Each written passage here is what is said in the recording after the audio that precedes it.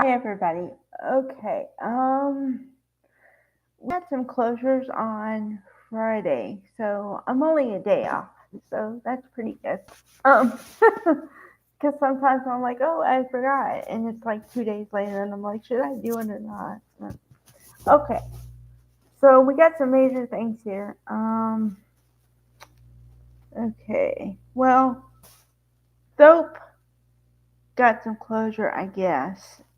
Because as of now, it's not going to happen because Thomas is in love with Paris Buckingham, and apparently, uh, Hope has some confidence in herself, and she said, "Okay, well, if you want to go, I'll let you go, and I hope that you find happiness with Paris." So I guess that's as much closure as we're gonna get. However, do not put all your faith into that because we know, or you should know, that every couple on screen ever has a limited to long term shelf life, and it depends on a lot of things. Like I've said before, to me, now this is a personal list. To me, there are a couple ingredients for a good soap couple. You have to have longevity, which comes from the trials and tribulations and not giving up every time something goes wrong.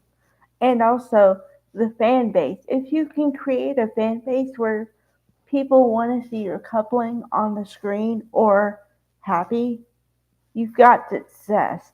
Like, okay, I'll give you some examples. Um, well, I was gonna say Erica Kane, but Erica Kane is a bad example because she was married 10 times. Um, okay, like Luke and Laura. Okay, they were put together, and then everyone was talking about them, and their wedding was so huge. I think it's still the most watched episode of a soap opera or anything for that matter ever. Ever. I mean, people took off work, people scheduled college classes around it. It was huge. And this was back in the day when maybe you could videotape, but you could not DVR anything. So you had to watch it that moment. Okay.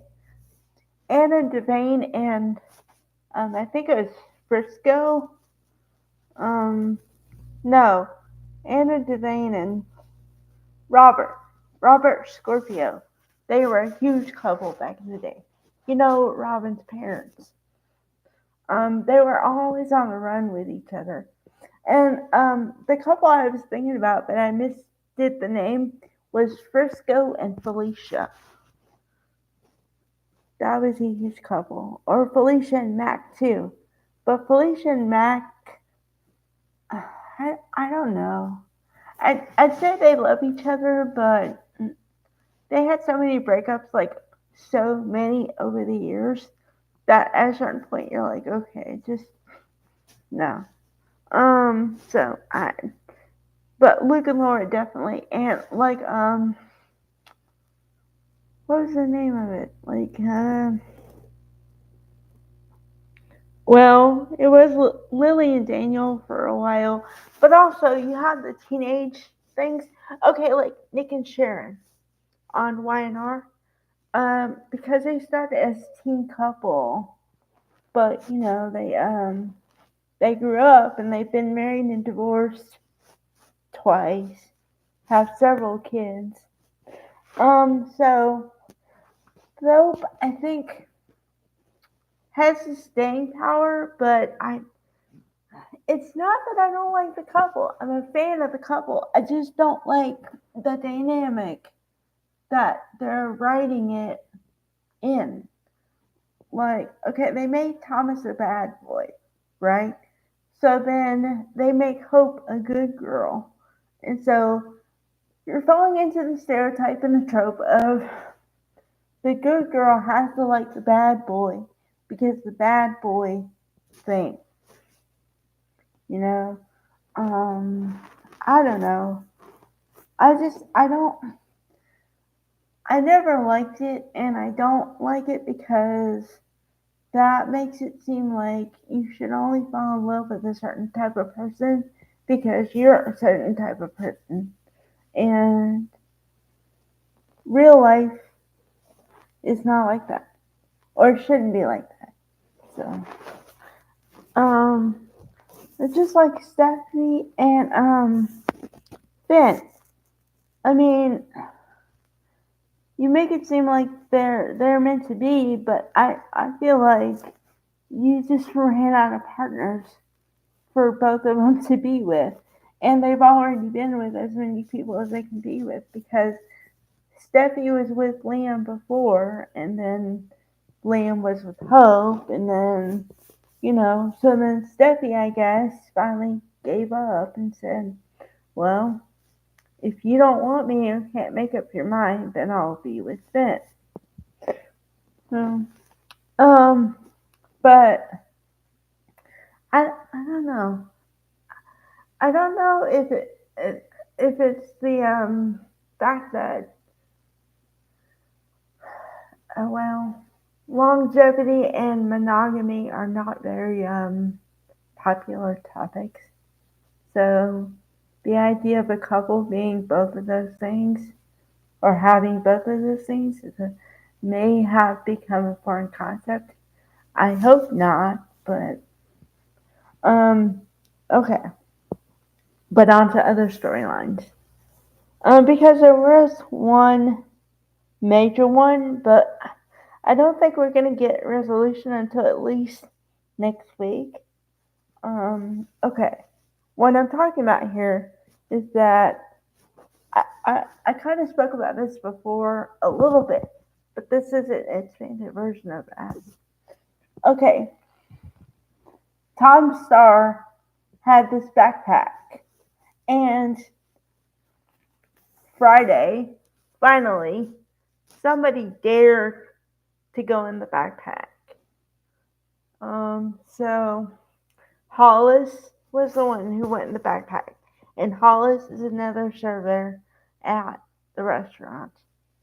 And he opened the backpack and found letters from Tom to Poppy, which means what I kind of said before.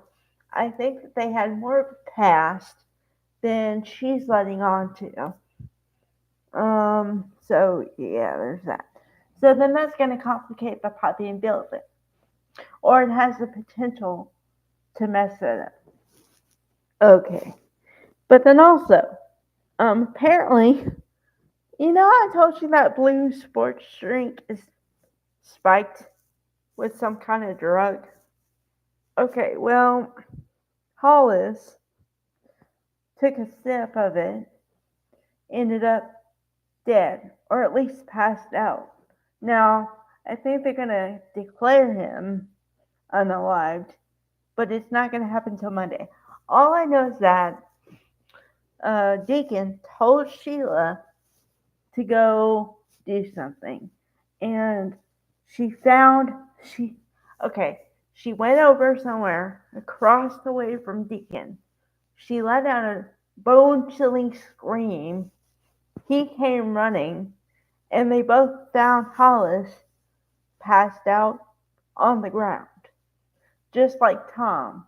Only I guess they're trying to say that maybe he has the possibility to be saved, so they haven't declared him unalive yet. But yeah, I don't know. This is so okay.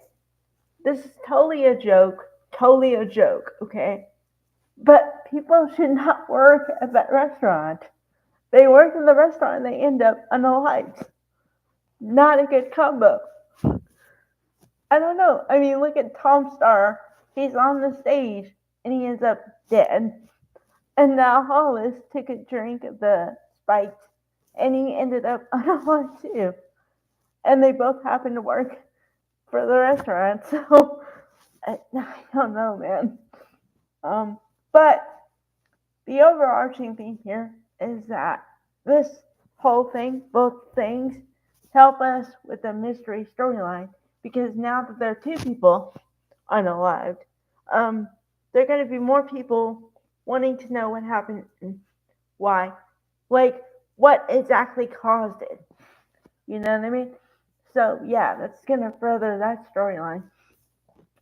But, like I said, the last thing I said before that was a joke.